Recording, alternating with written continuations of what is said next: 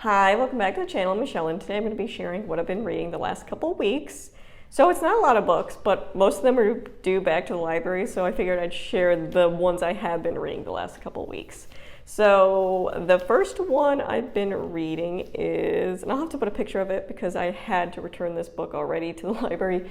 It's what we did for my library book club, and this is adults reading kids' books, young adult, middle grade. And it was The Civil War of Amos Abernathy, and I'll put a picture of that for you. This was really good. It was about a 12-year-old boy and kind of his experience. His mother is the manager at one of those reenactment Pilgrim Village type things, and he's been raised around that his entire life, but he's also gay, and he notices that there's not really representation of that in any of the historical reenacting or any of the artifacts they have on display. So he takes it upon himself to kind of research that and LGBTQ plus community through history, which is something we've covered in our homeschool, which I think is really cool, and kind of the things he discovers with his friends along this. And one of his friends is a homeschooler, and it was a little difficult for me the way the homeschooler was painted, but it was difficult because there is some truth in it. So the author was homeschooled up until 7th grade in a conservative Christian household. So the homeschooler in this story definitely struggles because he is coming to terms with the fact that he is in fact gay as well, or somewhere on the LGBTQ plus, but it's not allowed in his house and it's frowned upon, and that in his homeschooling he's given more of a narrow perspective on things, which again I struggle with, but there's some accuracy in that there's a lot of that in the community. So I appreciate that that's talked about and brought up, but also irritates me too because I'm not that homeschooler. But it brought up really good discussion in our group. But he's so the main character, Amos, there's a presentation going on at the reenactment village that they're going to put up a new display. And of course, Amos wants it to be representation of people in the past, that LGBTQ plus community. It's not like they suddenly sprang up. They've always been there one way or the other. And it was interesting because, like I said, we've talked about this in the past, and the big conversation is around Lincoln. If you didn't know, there's historical documents talking about Lincoln in love with a man, sleeping with a man, those types of things, which was not new to us. But he's trying to portray this, and people obviously have an issue with it because people always have issue when there's equal representation out there, or the idea that a historical figure might be an actual person instead of glorifying just an image of a person. So it's kind of this internal struggle of trying to have representation, but people not wanting that to be a thing. So I thought it was really good. I think it has a really good ending and a really good message, so I think it's good for kids and adults to read.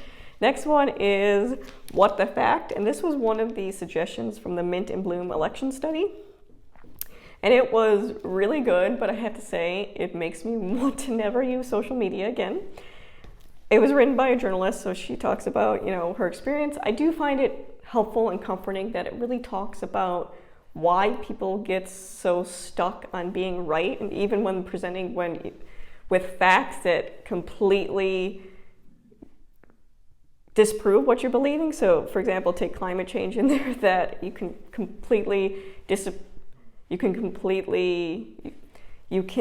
refuse to believe climate change is real, which is a real thing out there, and you can get so stuck in that mindset that even when presented by facts and graphs and actual physical information, you still hold on to that. So I do like that it kind of helped me understand the other side of that and the thinking behind it, and how if someone accepts this idea that is counter to what they believe, that it's almost like shattering their world, that if that belief or thought that they think is right isn't, then everything else would be in shambles and they wouldn't have no grip on kind of reality.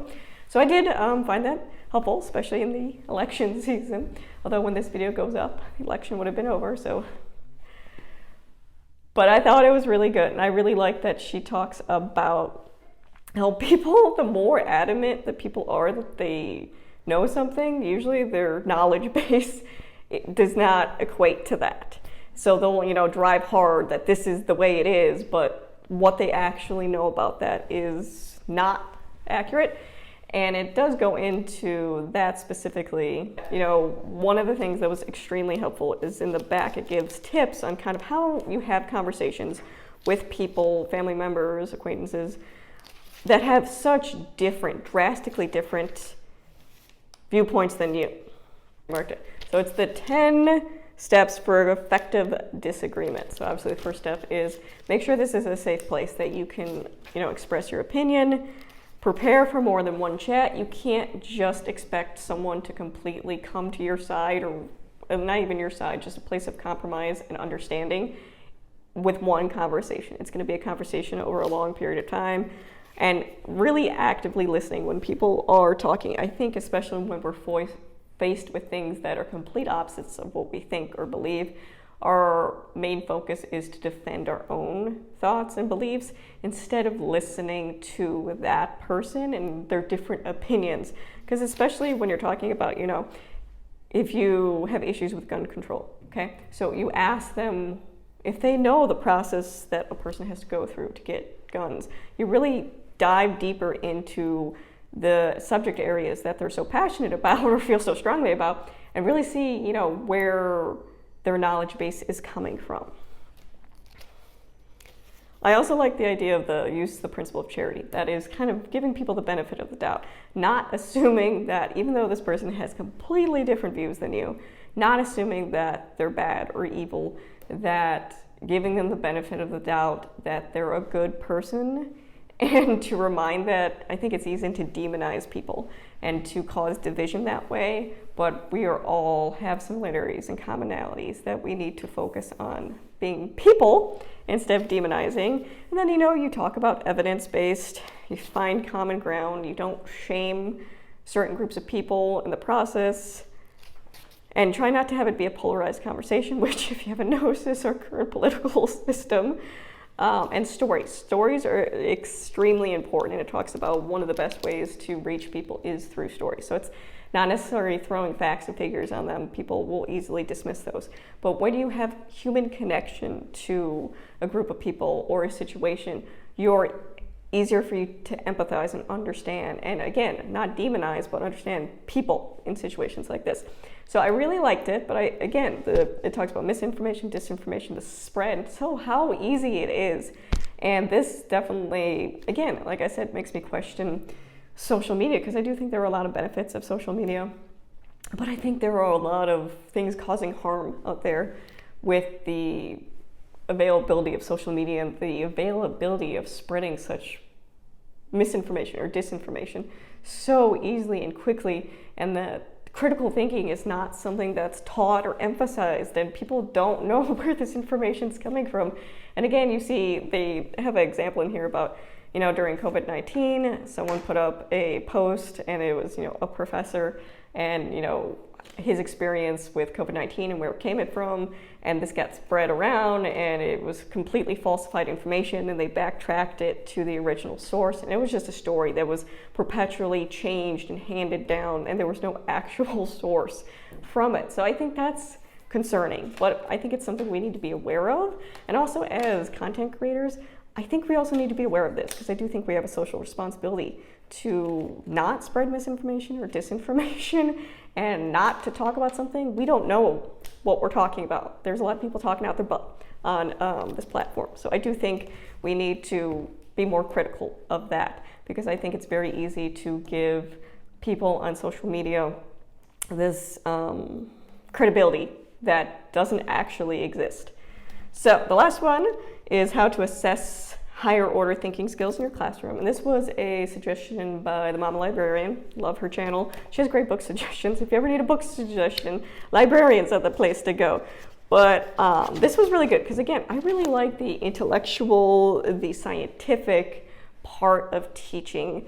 And something I've been really thinking about is, especially as my oldest is 11, getting into middle school and high school, how I'm going to assess it, because it's not just a simple multiple choice question. I want to, assess critical thinking. And this book really does take you through how to do that and how to form questions. And this is what I'm actually going to buy. And I really love that it provides examples, because it's really hard to read something, especially when it's more scientific language, or teacher language that we might not be familiar with, that having real life examples of how to work that, and they give different like essay or test questions as examples of kind of how different ways you could do it, which is exactly what I want, because I don't want my child to just have multiple choice questions or fill in the blank questions. I want them to be able to assess the important part of what they're learning, not just be able to regurgitate it, because that was a very big part of my education. I want them to be able to really think about it and be able to analyze the text and give text evidence. And that's exactly what this is walking you through of how to do. And it's not a big book, you can see, but it is heavier because of the information being provided. So really, I highly suggest that. But that's what I've been reading. And again, like I said, I've been keeping it, I haven't been doing a ton of reading the last couple of weeks, just because I've been trying to do other things. And I did want to show the other things I've been doing really quick, because these are books too. I mean, you're not really reading them, but I've talked about this in the past, that you can draw in 30 days book. I originally borrowed mine from the library. I bought it from Thrift Books because it is that good. I'm about halfway through it. And I have to say, I think, because I'll link up above, I've been trying to try different avenues of art and really kind of exploring that area. And so much of those areas, I think, are dependent on your ability to sketch and draw. And I was doing the watercolor from, I believe it was Thistle and Biscuits, and I was getting frustrated because, you're supposed to draw a flower, but it's like I don't have the skill ability to draw the flower like it does in the book. So it was frustrating me even before I started watercoloring, because the flower didn't look anything like a flower. So again, I highly recommend this book if you're learning to sketch or your child wants to sketch. It's such easy instructions, but it really does help you understand sketching. And I think it improves my art so much more. So when I try different avenues, whether it be painting or watercolor, I can actually sketch. And the other book I picked up was this. Again, a suggestion from the Mama Librarian, with drawing cute animals in colored pencils, because I really do want to draw animals. I think that's super fun. But the hard thing I was having before is, okay, the ability to draw. So I did this one. And you can see here, this is one of the books that it doesn't really step-by-step show you how to actually draw a squirrel. So learning from this book, oop, I had that upside down. Learning from this book, I know that everything is just shapes and lines. So you make the larger shapes, and then you go back and you step by step, kind of connect the different features. But I used the steps I learned in that to kind of make this, and it turned out actually looking like a squirrel, which is really fun, because before I even got to the shading and the coloring part, my squirrel looked like a squirrel, which was more encouraging me to continue. But I do like how it does break it down very easily into which colored pencils colors you use. And then the different shading techniques learned in here as well, I think was helpful in that. So if you want to give more of a fur-like texture, learning how to do texture. And I recently did the deer as well. And again, it gives you very basic, but it goes from, head to body, but how do you draw the body?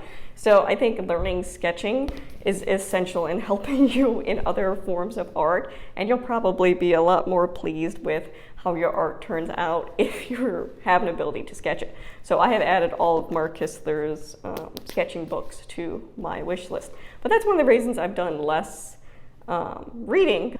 The other video I did, with my books, there was a ton, but I've been doing a little less reading because I've been trying to do a little bit more art during the nighttime, during my free time, and then also with the November coming up, with the unit study we're doing with Indigenous people, I wanted to pre-read some books for my oldest daughter too, some graphic novels. So that's why there's a little less books than there normally is, but that's completely fine. So if you have any specific questions about anything, let me know. If not, thank you for watching.